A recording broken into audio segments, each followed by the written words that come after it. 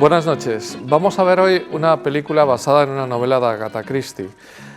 Una novela de enorme calidad, pero que fue llevada al cine muy poquitas veces. Es más, esta es la primera adaptación cinematográfica, porque antes se llevó en estas cosas que hacen en la BBC de radio, en 4 capítulos, pero solo de audio. Les encanta a los ingleses el leer libros y el hacer teatro leído, y es francamente interesante los programas de radio que hay sobre ello. Y sí se hizo unos cuantos años antes, creo que el 2005, pero también se esperó tardísimo, porque es una de las novelas que más me gustó a mí cuando la leí y que más ha gustado a mucha gente, pero que es muy difícil de llevar al cine, sobre todo teniendo en cuenta el final, de tal manera que voy a hablar hoy mucho de la novela y de su capacidad de ser llevado al cine, sin intentar desvelar nada, porque ya digo que es una novela poco conocida. Se trata de La casa torcida. Si Agatha Christie hizo 67 novelas y luego un montón de relatos, sobre todo de Poirot y varias obras de teatro, de esas 67 novelas, esta es la 39. Y la 39 hecha después de la guerra, en un momento además crucial de Inglaterra, y tiene un estilo un tanto especial. Ella decía que es una de las que más le gustaba. Voy a leer una de sus frases que puso precisamente en el libro, cosa que no suele hacer habitualmente. Y dice así, Agatha Christie: "Este es uno de mis libros favoritos. Lo maduré durante años, dándole vueltas, planteándolo y diciéndome, un día, cuando tenga tiempo y quiera pasármelo realmente bien, lo empezaré. Debo decir que de mi producción, por cada 5 libros que son solo trabajo, uno constituye un verdadero placer. La casa torcida fue uno de ellos. A menudo me gustaría saber si la gente que lee un libro percibe si escribirlo ha sido un trabajo duro o un placer". Bueno, y luego sigue un rato y al final dice: "No sé qué fue lo que metió a la familia Leónides en mi cabeza. Simplemente vinieron a mí. Después, como Topsy, crecieron. Me parece que yo solo fui su escriba". Bueno, pues este inicio tan bonito del libro, puesto por la propia Agatha Christie, da idea de que fue una novela desde siempre muy querida. A mí me dejaron 2 novelas sorprendidísimos cuando me leí toda la producción de Agatha Christie. Es una de las pocas autores de la que me he leído absolutamente todo y varias veces en algún caso. Están las célebres, las magníficas que todo el mundo conoce: Asesinato de Orient Express, 10 negritos o Muerte en el Nilo, que han sido llevadas al cine varias veces, y luego está esta y la que más me gusta de todas, que es El asesinato de Roger Ackroyd, que me dejó absolutamente fascinado. Bueno, pues esta es la segunda que más me dejó fascinado. Luego hay otras que tampoco han llevado al cine que me encantan. Intriga en Bagdad, que me parece una novela extraordinaria, y de las de Poirot y esto, pues Un gato en el palomar, que me parece no solamente un planteamiento de intriga muy interesante, sino un estudio psicológico muy grande, como el que realiza en esta novela. En toda la familia Leónides, que como hemos visto, según ella, le vino a sí misma. Bueno, pues dicho todo esto, cuando quisieran hacer una película, 2 productores, además vamos a ver, ya que el director, que es Giles Packet Brenner, no es un director muy conocido, de hecho tiene solamente 5 películas, no vamos a trabajar tanto como otras veces el director y todo esto, y voy a centrarme en la trama de la novela, sin desvelar el final, por supuesto, y los personajes, y cómo se lleva eso, y cómo también la génesis de una película como esta, porque la génesis no es del director, es de 2 productores, Joseph Abrams y Sally Good, que ambos se pusieron de acuerdo para hacer una nueva película sobre Agatha Christie, de un libro que no fuera muy tratado. Se leyeron todos, o cogieron todos, me imagino que ya se habían leído unos cuantos, y los 2 por separado escogieron La casa torcida, de tal manera que se pusieron a ello, y entonces fue cuando contrataron a Giles Packet Brenner para que les hiciera la obra, ¿no? Para que dirigiera la película. Y él fue ya el que empezó a buscar el director de fotografía, el director de la dirección artística, que es importantísima, y cada uno de los actores. Tuvo la suerte de que Glenn Close, que estaba haciendo en ese momento en Londres Sunset Boulevard en el teatro, aceptó inmediatamente, y su papel lo hizo además más sólido y constituyó un referente para que los demás actores se fueran apuntando, y muchos de ellos lo hicieron ya cuando estaba el elenco más o menos completo, viendo la categoría de todos los que estaban allí. Bueno, pues esta es la idea idea. Se le encargó además el guión a un fuera de serie como es Julian Fellowes. Julian Fellowes es escrito, es el guionista de Gosford Park y de Downton Abbey, de toda la serie de Downton Abbey, y es un especialista en mansiones inglesas, en familias inglesas, en cómo se traba todo eso, con tener interés con los diálogos, psicología de los personajes, tanto de arriba como de abajo, de los criados como del de esto, y al final Fellowes no pudo seguir porque tenía que hacer otra cosa para Downton Abbey, para estas películas que se han hecho al final, y le pasó todo el material a Tim Rose-Price, que es un guionista de menor categoría mundial, pero también muy interesante. Con lo cual hay partes, aunque aparece en los títulos de crédito Fellowes, hay partes de Fellowes solo, pequeñas partes, y hay muchas también de Price. Bueno, pues dicho esto, vamos con la temática. Quizá no se hizo en su día, cuando se hizo el año 49, porque es un tema muy delicado y por lo tanto saber quién es el asesino es un tema interesantísimo, lo mismo que en el asesinato de Roger Ackroyd. La película en principio se desarrolla justo después de la Segunda Guerra Mundial, perdón, la novela, justo después de la Segunda Guerra Mundial. De hecho, los protagonistas se han conocido en el Cairo durante la guerra, que son el detective, entre comillas, ahora hablaré de él, y una de las hijas. Y al final decidió el director cambiarlo a los años 58, 59, después de la crisis de Suez, porque en ese momento ya era la música rock, había otros ambientes. Fíjense en el personaje del hijo intermedio, que está escuchando siempre discos de rock y tal, y había unas posibilidades de cambiar un poco este mundo que había creado Agatha Christie a nivel político, que tenía su interés, etc. Bien, este es el primer tema que cambia de la novela al libro. El segundo es que los dos protagonistas que acabo de citar, el que hace Charles Hayward, que es un diplomático que hace como de detective en la película, en la novela también, se había conocido con Josephine, con el personaje que hace Josephine Martini, el personaje de Sofía, se habían conocido en el Cairo durante la guerra porque ambos trabajaban en el cuerpo diplomático y se iban a casar. Y al acabar la guerra, ella le dice a él que no se puede casar todavía porque ha habido un asesinato en su casa y quiere saber si, tiene gracia la frase, si es el asesino correcto. Porque claro, si es uno de la familia, ella tiene miedo de casarse con una persona y que toda la familia sea muy especial, porque una frase que emplea Agatha Christie y que también sale en la película es que todos son despiadados de algún modo, todos tienen una cierta capacidad de ser muy duros, ¿no? Y de esa manera deja abierta que toda la familia puedan ser sospechosos y de alguna manera hace un estudio psicológico de esas diversas maneras de manifestarse el ser despiadado de todos los miembros de la familia. Bien, pues esta es, digamos, los cambios fundamentales, porque la película sigue siendo una película coral, donde hay dos personajes fundamentales que no son los 9 miembros de la familia ni del servicio, que hay dos, sino que es la propia casa. De ahí el nombre este de la casa torcida, que curiosamente no aparece su explicación en ningún momento de la película y que es fundamental en la novela. Este es uno de los primeros errores de la película.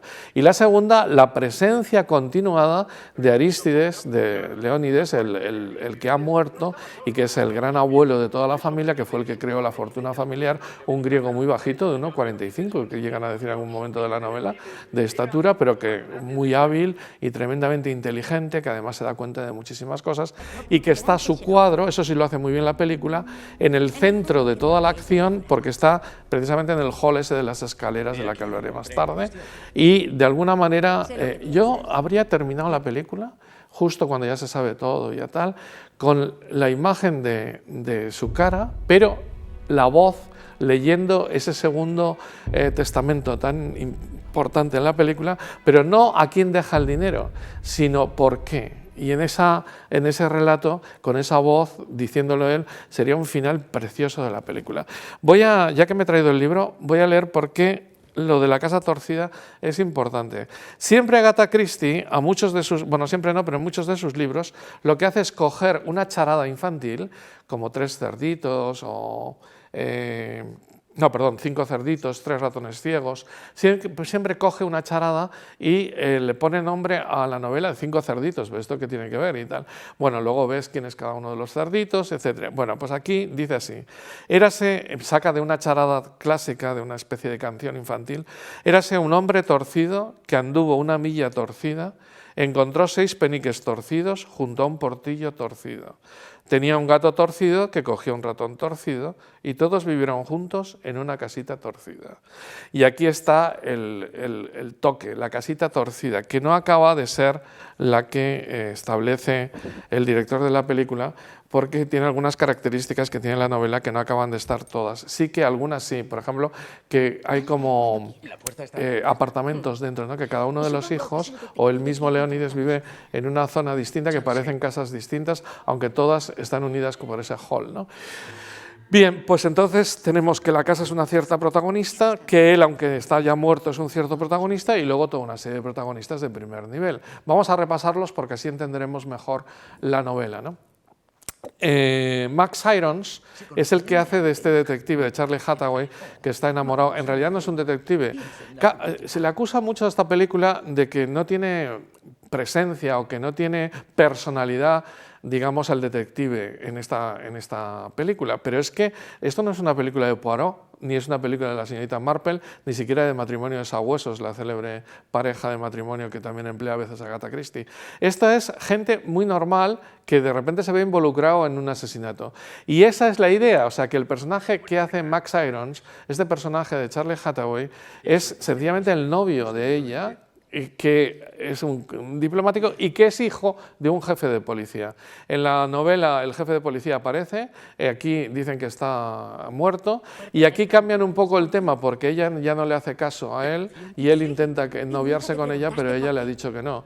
En la novela él precisamente pasa desapercibido porque es el novio de ella y por lo tanto está entre la gente, pues porque es hijo del policía, pero y hay momentos en los que no sabe qué hacer, si salir, no salir y tal, y hay un momento en que el policía le dice, precisamente eso es lo bueno, que tú eres uno de ellos, te pueden hablar, te pueden contar todo lo que quieran, pueden hablar tal, y ese es el asunto, que pase desapercibido. Aquí no hay final impresionante de todos reunidos como en las películas de Poirot y diciendo, usted podría ser el asesino, usted tal, pero es usted el asesino. No, todo eso desaparece porque es una novela muy original y por lo tanto te centras en todos los personajes. Este de Irons, que es el célebre hijo de Jeremy Irons, que se ha hecho famoso con The Host, el actor, con una serie, y luego con otra serie de televisión, que es en remedio de una película de Robert Redford, ¿no? Que es Cóndor. Y también lo habrán visto en los 3 capítulos que se hicieron sobre Tutankamón. Él hace el personaje de Howard Carter, ahora que se ha sido el aniversario del descubrimiento de la tumba de Tutankamón. Hay una miniserie en la que aparece él como Howard Carter, muy interesante. Bueno, pues este personaje, él tiene una pinta de actor clásico, pero realmente no se puede lucir ni con este personaje ni con su texto, porque realmente lo que se trata es de que pase desapercibido, precisamente. Bien, los 2 personajes quizá más potentes de la película, los que, digamos, salen más del libro, porque en el libro no tienen tanta importancia, son precisamente por sus 2 actrices. Glenn Close hace de la tía que no se sabe ni por qué se quedó ahí, porque es la hermana de la primera mujer de Leónides, con lo cual cuidó a los hijos y tal, pero tampoco tiene un parentesco directamente. La tía Heath es un personaje especialmente bueno en la película gracias a la actuación de Glenn Close y a ser ella, con lo cual le dan un papel más profundo. El personaje está muy bien, tiene que ver con lo del libro, pero todavía más rotundo.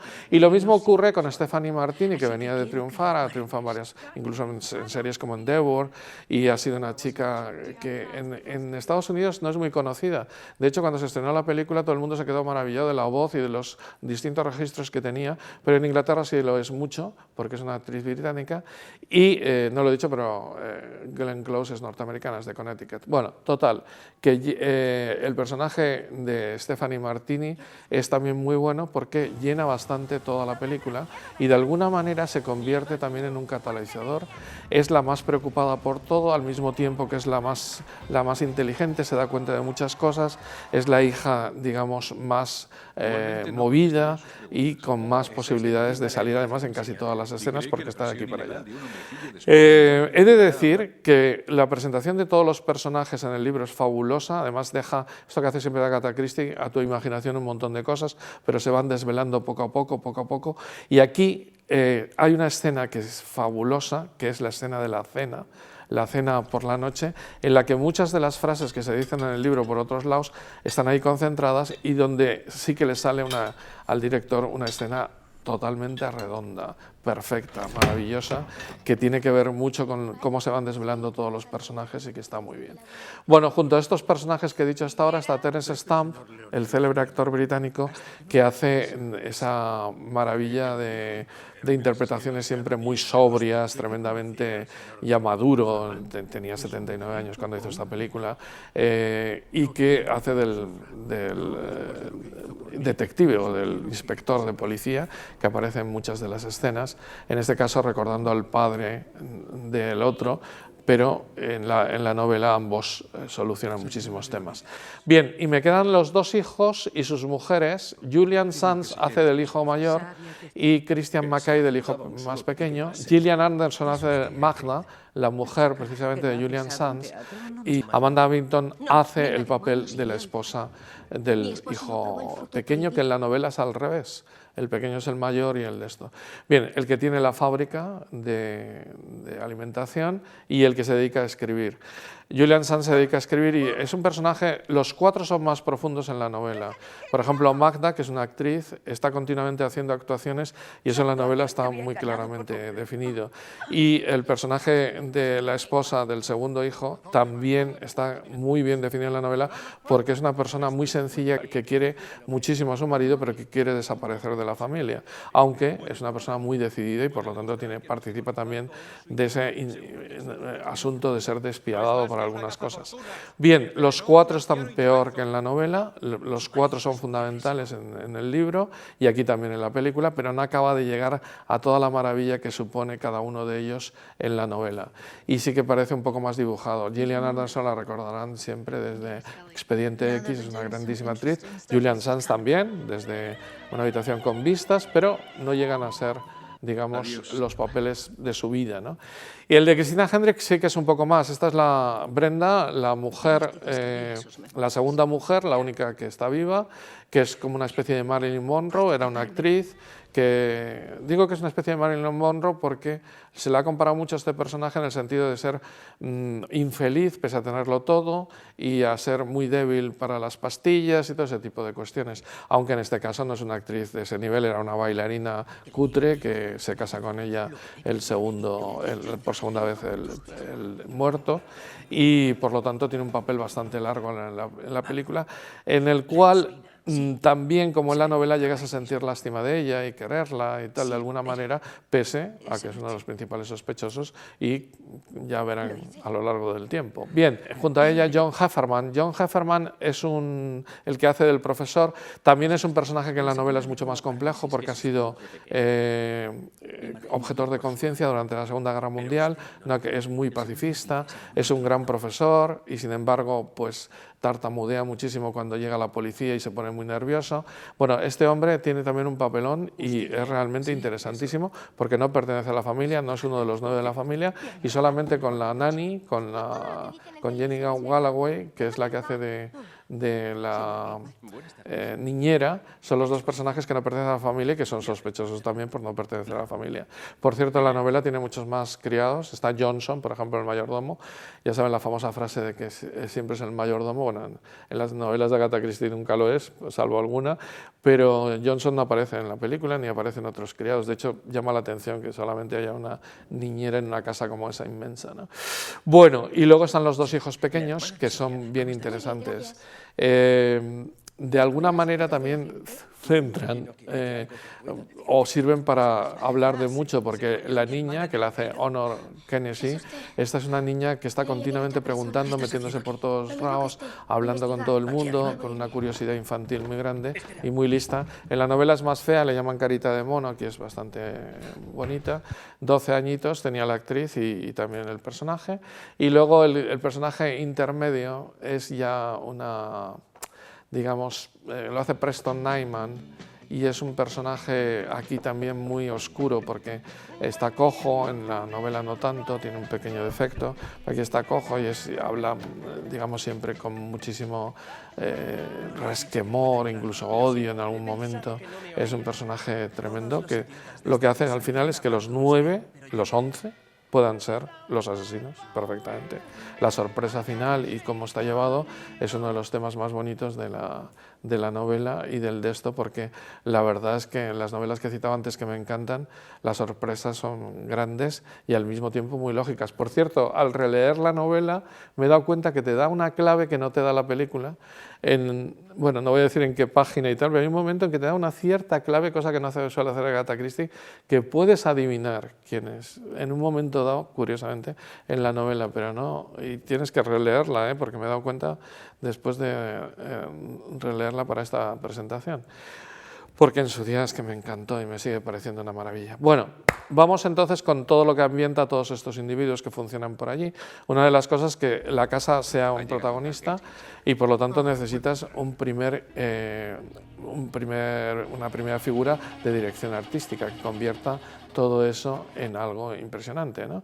De tal manera que Simon Bowles, que es un famosísimo, hace hasta las películas de Johnny English, hizo también un Orgullo y Prejuicio, pero muy moderno, pero sobre todo se ha centrado siempre en películas de época como Belle, y crea unas atmósferas sensacionales. Y es un creador típico de lo que yo llamo la geografía inventada, porque la casa por fuera es Millay Manor, una casa famosísima que está entre Londres y Winchester, en la carretera saliendo a la derecha, está por ahí, que es una casa muy, muy buena, y se firmó un tratado, bueno, todo lo que sea. Pero sin embargo, solo el exterior y solo los jardines, porque la parte esta de la escalera que distribuye todas las habitaciones está nada menos que cerca de Bristol y se llama Tinsterfield Estate, que es una mansión que tiene esa escalera, es muy gótica esta mansión, pero tiene una escalera sensacional de la que pueden ir saliendo todo, que es fundamental, que además poniendo el cuadro de Leónidas ahí en mitad, hace que se centre todo alrededor suyo. Pero los diversos habitaciones y los diversos departamentos, iba a decir entre comillas, son en casas distintas, de tal manera que al final Bowles les hizo a todos un plano para que se supieran que había un plano ficticio de cómo era la casa, para que se dieran cuenta de que al abrir esa puerta, aunque estaba filmado 20 kilómetros más para allá, era exactamente la sala que tal. Bueno, eso es de una complejidad enorme. Y además consigue un ambiente como más gótico que le pedía el director de fotografía. El director de fotografía, el director de la película no quería un director francés director de fotografía francés con los que había trabajado siempre, porque quería salir de su zona de confort. Y tampoco quería un director de fotografía inglés de estos que firman Gosford Park o Downton Abbey, porque él quería un ambiente un tanto más gótico. Y al final consiguió un director de fotografía danés que se llama Sebastian Wintero, que es un individuo que es muy parecido al expresionismo alemán, de tal manera que la película se hace más oscura, más gótica, más llena de reflejos negros o oscuros, e incluso tiene algunos planos que no me gustan nada. Bueno, es muy típico del expresionismo alemán y también de este director el coger planos desde abajo, en contrapicado continuamente. Pero tiene varios planos del inspector o el Hathaway hablando con un sospechoso, que aparece el sospechoso al fondo y la espalda a la altura de la cintura, tapando 2/3 del plano, que es un plano feísimo. Y no sé por qué lo hace, porque lo repite varias veces. Quizás intente hacer un estilo, pero no acaba de convencerme y no me parece que sea un acierto. Bien, pues este mundo de la fotografía mezclada y al mismo tiempo con la música de Hugo de Kerr, o no sé cómo se pronunciará, se escribe Chaire, como es bueno, voy a dejarlo así, Hugo de Chaire, no sé, que intenta hacer una partitura parecida a las de Bernard Herrmann, las partituras de Hitchcock, que son muy de suspense, muy interesantes, y lo consigue realmente. No tengo comparación para ver otras películas de este autor de bandas sonoras, pero aquí me gusta y lo hace bien, y sin embargo el conjunto final no acaba de ser perfecto, con la fotografía, con todo lo que decía, que es muy importante. Bueno, pues como ven, un peliculón de primer nivel, cogiendo la novela, cambiando algunas cosas de los personajes, pero manteniéndolos a todos, salvo parte del servicio que no tiene demasiada importancia, alguno cambiando un tanto de rol, pero respetando, que es lo que siempre se ha dicho de las novelas de Agatha Christie y de las películas sobre ellas, que hay que ser respetuoso y sencillo. Bueno, pues esto lo consigue bastante bien, sin la molestia de tener ninguno de estos famosos como la señorita Marple o Poirot, estos detectives que todo el mundo conoce y que entonces compara, este Poirot es como, y que además ya sabe cómo va. Teniendo en cuenta que tanto Marple como Poirot tienen todas sus novelas llevadas a una serie de televisión, pues la verdad es que la gente las conoce mucho más, etc. Pero no intenta salirse tanto como ha hecho últimamente Kenneth Branagh con Asesinato en el Orient Express, ¿no? No intenta, la de Muerte en el Nilo se parece más a la novela, pero la de Asesinato en el Orient Express, con esos inicios y esa manera de, al final te despista de la esencia del novelón que es Agatha Christie, y te das cuenta de cómo va dejando cosas de psicología aquí y allá en frases, porque analiza muy bien a sus personajes, muy bien, y en esta película los analiza fenomenalmente bien, a toda la familia Leónides, con Arístides desde ahí contemplándoles, porque ya digo que es uno de los personajes fundamentales. Bueno, y para terminar voy a hablar un poquito solamente del director y de los dos actores fundamentales, porque realmente, ya hemos dicho, fundamental. El director es francés, tenía 42 años cuando hizo esta película, y venía de hacer una película que se llamaba Lugares Oscuros, y la que más les gustó a los dos productores, que es La llave de Sara. La llave de Sara es una película muy curiosa del 2013, pero que de alguna 15, ¿no? El 13 es la anterior, de la cual, bueno, pues se puede, digamos, colegir que es un director muy original, y con lo cual, no tanto como una película que tiene que se llama V, que es anterior, pero ya digo que tiene 5 películas y es una persona que está todavía por formar y por hacer una inmensa, o sea, una verdadera maravilla todavía, ¿no? En esta está muy bien, pero todavía está ahí en esto. Bueno, Glenn Close, he dicho que tenía 70 años, no sé si lo he dicho, pero tenía 70 años cuando hizo esta película. Tardó mucho en llegar al cine, tenía 35 años cuando llegó por primera vez al cine, y había triunfado ya en el teatro. De hecho, ha hecho muchísimo teatro. Tiene 2 Tonys, uno por Sunset Boulevard y otro por La doncella, ¿cómo se llama? La muerte y la doncella. Y tiene también muchas series de televisión, últimamente Damage, que le ha hecho muy famosa, y es realmente un personaje bastante conocido por la gente, habitualmente ya desde sus primeras películas, porque ella empezó en el cine con El mundo según Garp.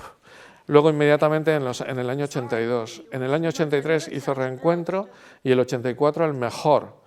Estas 3 fueron nominadas a muchísimos premios, incluidos los Oscars como mejor actriz secundaria. Y a partir de Atracción fatal en el 87 y el 88, Las amistades peligrosas, ya se convirtió en esa mujer tan conocida por muchísima gente, y que además en ambas también fue nominada. Claro, después de un inicio así, con estas películas, uno esperaba pues grandes premios, y la fama sí le llegó, pero no los premios. Está nominada 8 veces a los Oscars y nunca consiguió ninguno. Sin embargo, su prestigio es muy grande. En los últimos tiempos pues, ha hecho La buena esposa, antes hizo un Hamlet que me gusta, y Mars Attacks, no sé si se recuerdan, que aparece en Mars Attacks. Fue nominada también por Albert Nobbs, haciendo este personaje de mayordomo, etc.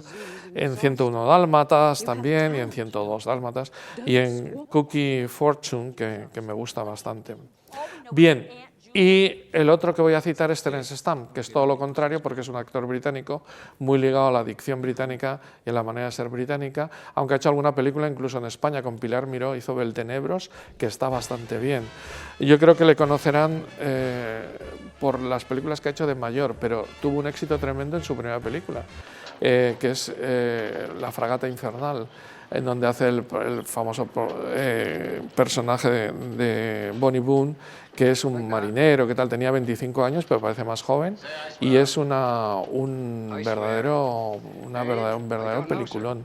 Entonces, a raíz de esto hizo El coleccionista, tenía todavía 20 y pico años, 29, y que también fue otro éxito, y le situó pues, en el panorama mundial de primer nivel. Y luego ha hecho papelones en todas las películas. Por ejemplo, aparece en Star Wars, el episodio 1 es el canciller, y aparece en películas aquí y allá, ¿no? Por ejemplo, aparece en Teorema, en Superman, en Wall Street, y lo recordarán también en Valkyria, la célebre película esta sobre la operación para asesinar a Hitler, que hace del general Beck, uno de los principales conspiradores. Bueno, pues no me queda tiempo para hablar de los demás actores ni de más gente, pero me he centrado hoy en ver cómo es una génesis de una película, cómo con una novela tan buena como la de Agatha Christie se pueden trabajar los personajes, y todo ello sin desvelar las escenas fundamentales y el final, lo cual no es nada fácil.